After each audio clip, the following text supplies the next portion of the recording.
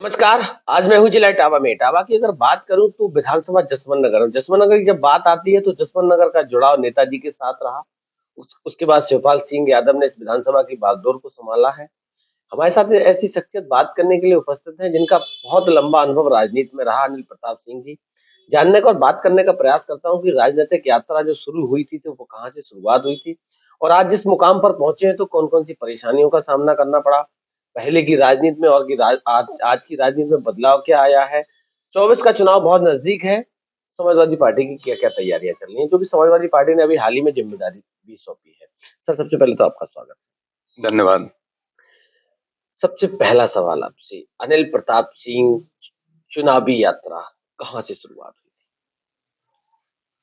वैसे तो मेरा लगाव मेरे परिवार का लगाव, क्योंकि मेरे स्वर्गीय पिताजी नेताजी के साथ ही रहे थे, तो उस नाते उस ज़माने से ही नेताजी से लगाव था। लेकिन छात्र जीवन के बाद 1992 और 93 से सक्रिय राजनीति में मैं हिस्सा लेने लगा और 1995 में इटावा से योजन सभा के जिला महासचिव के रूप में मैंने पार्टी की सेवा और संगठन में काम करना शुरू किया। तब से लेकर के विभिन्न संगठन के पदों पर रहते हुए,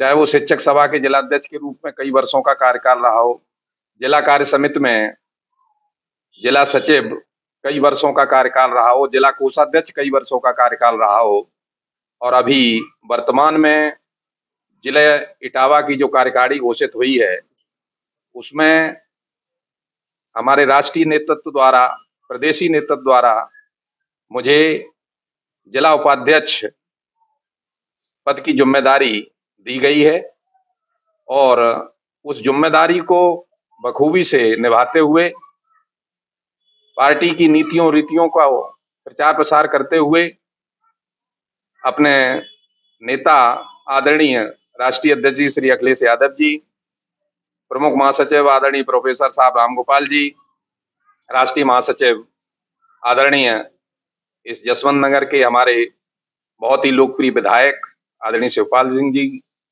और बाकी पार्टी के नेताओं ने जिस मंशा के साथ हमें ये जिम्मेदारी सौंपी है, पूरी लगन और मेहनत के साथ उस जिम्मेदारी का निर्वहन करेंगे और पार्टी को मजबूत करने का काम करेंगे। सर, जिम्मेदारी आपको मिली है, चुनाव बहुत नजदीक है, 3 से 4 महीने का समय अधिकतम रह गया है। पार्टी की तैयारियां कैसी चल रही हैं? पार्टी बिल्कुल चुनावी मोड में है, पूरी तैयारी के साथ है। अभी इंडिया गठबंधन में जो सीट शेयरिंग और अन्य मुद्दों पर बातचीत चल रही है, अंदर खाने पार्टी अपना काम कर रही है और पार्टी पूरी तरीके से चुनाव में लगी हुई है। आपने गठबंधन की बात करी, इंडिया गठबंधन की बात करी। कैसे जनता को विश्वास कैसे हो? चूंकि गठबंधन की 3 मीटिंगें हुई, उसके बाद फिर आपने एमपी का चुनाव देखा, मामला फिर बिगड़ गया, कांग्रेस के साथ बहुत सारी तल्खी आ गई निकल के। फिर एक मीटिंग हुई चुनाव के बाद, फिर लग रहा है कि इस बार फिर गठबंधन की पहल शुरू हो गई। विश्वास नहीं कर पा रहे लोग, गठबंधन हो पाएगा कि नहीं हो पाएगा? विश्वास अभी नहीं कर पा रहे हैं, लेकिन गठबंधन होगा और गठबंधन जनता की परेशानियों को लेकर ही सारी पार्टियां, जो यहाँ लोकतंत्र खत्म किया जा रहा है, उसके मद्देनजर रखते हुए सारी पार्टियों ने मन बना लिया है कि अपनी अपनी ईगो को समाप्त करते हुए, अपने विस्तारवादी नीति को समाप्त करते हुए सारी पार्टियां, चूंकि पार्टियों की संख्या भी काफी है, बहुत बड़ा देश है, कई पार्टियां हैं अलग अलग प्रदेशों में, इसलिए थोड़ा समय लग रहा है। मुझे पूरा भरोसा है कि गठबंधन होगा और बहुत मजबूती के साथ होगा, मजबूती के साथ चुनाव लड़ेगा और 2024 में भाजपा को सत्ता से बेदखल करेगा। अभी आपने कहा कि जनता की परेशानियों, वर्तमान की सरकार कहती है कि राम राज्य आ गया, हम 80 करोड़ परिवारों को राशन दे रहे हैं, 22 जनवरी को राम मंदिर के कपाट खुल रहे हैं, आप कह रहे जनता की परेशानी? जनता का पेट इन चीजों से नहीं भरने वाला है। समाजवादी पार्टी की सरकार रही प्रदेश में, तो आपने देखा होगा कि जनता से जुड़े हुए मुद्दों, जनता से जुड़ी हुई परेशानियों को लेकर के योजनाएं बनाई गई और उन पर काम हुआ। चाहे आप शिक्षा के क्षेत्र में लें, चिकित्सा के क्षेत्र में लें या विकास कार्यों के क्षेत्र में लें, माननीय अखिलेश जी के नेतृत्व में जो सपा की सरकार यहाँ 5 साल काम किया है। आप देखिए स्वास्थ्य के बारे में ये एम्बुलेंस की सेवाएं और कानून व्यवस्था के लिए 100 डायल की जो सेवाएं, जो उन्होंने ऐतिहासिक कार्य करके दिए हैं। भाजपा तो केवल और केवल गुमराह करना जानती है और गुमराह करके ही उन्होंने जो है सत्ता हासिल की है और सत्ता पर इस टाइम काबिज हैं। लेकिन अब ये समय आ गया है कि 2024 में देश की सरकार से और आगे 2027 में प्रदेश की सरकार से भाजपा बेदखल हो जाएगी। सर एक सवाल है, जिस तरीके से आप देख रहे हो कि पिछले 3 चुनाव 4 चुनाव समाजवादी पार्टी हारी है। एक नेताजी का दौर था, आज अखिलेश जी का दौर है। नेताजी के दौर अखिलेश जी के दौर में क्या अंतर महसूस?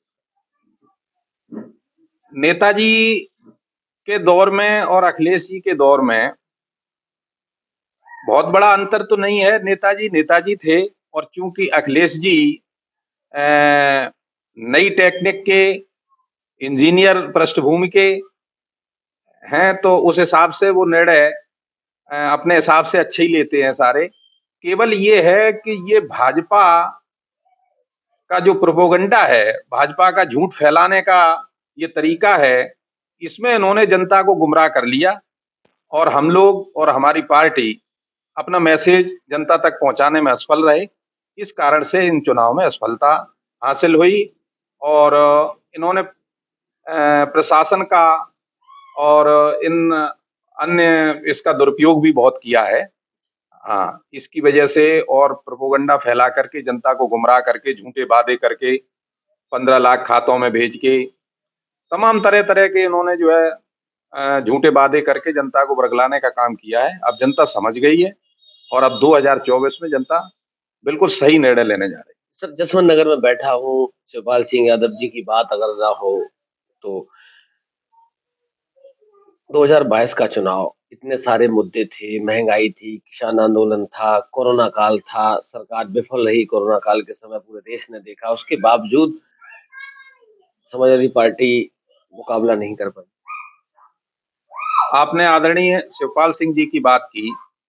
कोरोना काल में आदरणीय शिवपाल सिंह जी फोन पर हर कार्यकर्ता को क्षेत्र की जानकारी लेते थे और क्या मदद जनता की हो सकती है उसके बारे में दिशा निर्देश देते रहते थे।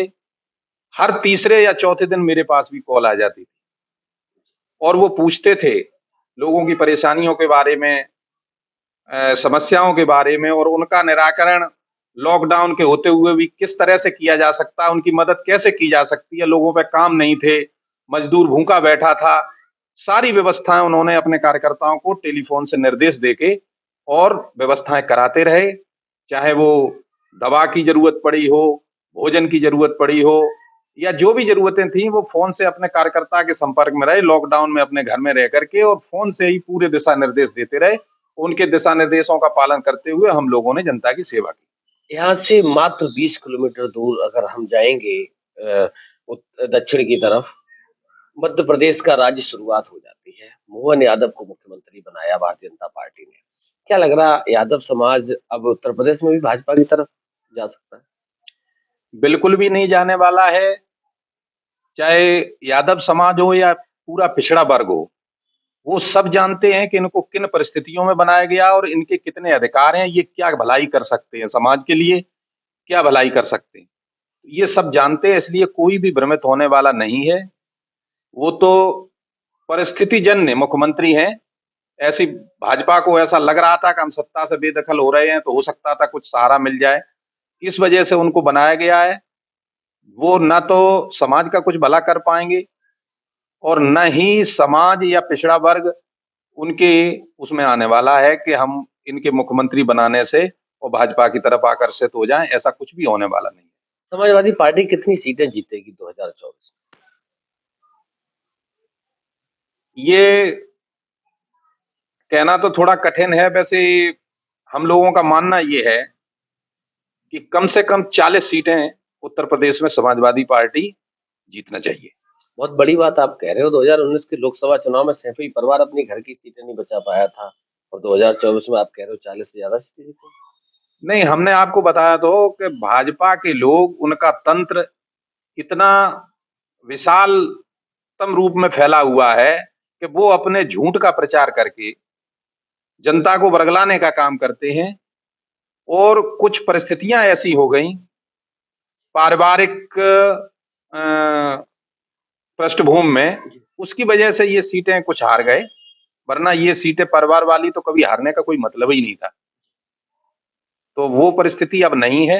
अब पूरा परिवार एक है, मजबूती से चुनाव लड़ेंगे। और ऐसा भी नहीं है कि पहले कभी जीते न हो।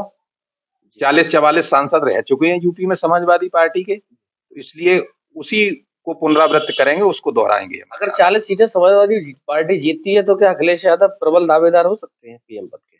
ये तो गठबंधन तय करेगा किसकी कितनी संख्या आती है। हमारे नेता ये जवाब बड़े नेता दे सकते हैं, हम तो एक बहुत छोटे कार्यकर्ता हैं, इसलिए हम इस पर कुछ नहीं कहेंगे। वैसे ये है कि अगर 40 सीटें हम जीतते हैं तो हम बहुत बड़े उसमें हिस्सेदार होंगे, और बाकी निर्णय क्या होता है वो गठबंधन के नेता लोग मिलके, बड़े नेता लोग फैसला लेंगे। वैसे मेरी अपनी व्यक्तिगत राय पूछी जाए तो हम तो चाहते हैं माननीय अखिलेश जी प्रधानमंत्री बने। अगर अखिलेश जी प्रधानमंत्री बन गए, मान लो 27 में, फिर चेहरा उत्तर प्रदेश को कौन देंगे? अब ये तो पहले बनने दीजिए, उसके बाद खोज लेंगे। बहुत बड़ी पार्टी है, बहुत बहुत बड़ा पार्टी, बहुत बड़ा परिवार, बहुत बड़ा परिवार है, बहुत बड़ी पार्टी है। परिवार नहीं, वो पार्टी भी बहुत बड़ी है। हाँ, वो उसका निर्णय हो जाएगा, पहले परिस्थिति तो बने इस टाइप। सर बहुत बहुत धन्यवाद। आखिरी सवाल आपसे, नववर्ष का आगमन है, 3 से 4 दिन का समय रहेगा, उसके बाद गणतंत्र दिवस है। आपकी तरफ से प्रदेश व देश व जसवंत नगर वासियों के लिए क्या शुभकामनाएं? हमारी शुभकामनाएं हैं गणतंत्र दिवस के अवसर पर और नव वर्ष के उपलक्ष्य में कि हर व्यक्ति सुखी हो, संपन्न हो, और इस कोरोना जैसी जो महामारी चल रही है उससे दूर रहे। इस टाइप की कोई महामारी हमारे देश में ना आए, प्रदेश में ना आए, क्षेत्र में ना आए, यही जो है आशा करेंगे। और सबको बहुत बहुत बधाई गणतंत्र दिवस और नव वर्ष की देना चाहेंगे। जी बहुत बहुत धन्यवाद। हमारी तरफ से भी आपको आने वाले नववर्ष गणतंत्र दिवस की बहुत बहुत बधाई, शुभकामनाएं। धन्यवाद। जी धन्यवाद।